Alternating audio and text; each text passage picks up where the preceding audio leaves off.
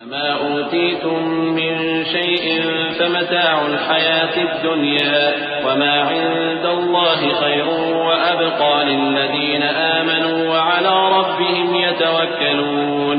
والذين يجتنبون كبائر الإثم والفواحش وإذا ما غضبوا هم يغفرون والذين استجابوا لربهم وأقاموا الصلاة وأمرهم شورى بينهم ومما رزقناهم ينفقون. لوگو، جو مال و متاع تم کو دیا گیا ہے وہ دنیا کی زندگی کا ناپائیدار فائدہ ہے، اور جو کچھ اللہ کے ہاں ہے وہ بہتر اور باقی رہنے والا ہے، یعنی ان لوگوں کے لیے جو ایمان لائے اور اپنے پروردگار پر بھروسہ رکھتے ہیں، اور جو بڑے بڑے گناہوں اور بے حیائی کے کاموں سے پرہیز کرتے ہیں،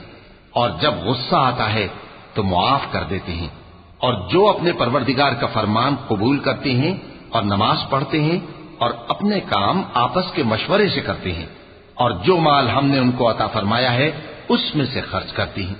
والذين إذا أصابهم البغي هم ينتصرون وجزاء سيئة مثلها فمن عفا وأصلح فأجره على الله إنه لا يحب الظالمين ولمن انتصر بعد ظلمه فأولئك ما عليهم من سبيل إنما السبيل على الذين يظلمون الناس ويبغون في الأرض بغير الحق أولئك لهم عذاب أليم ولمن صبر وغفر إن ذلك لمن عزم الأمور. اور جو ایسے ہیں کہ جب ان پر ظلم و زیادتی ہو تو مناسب طریقے سے بدلہ بھی لیتی ہیں،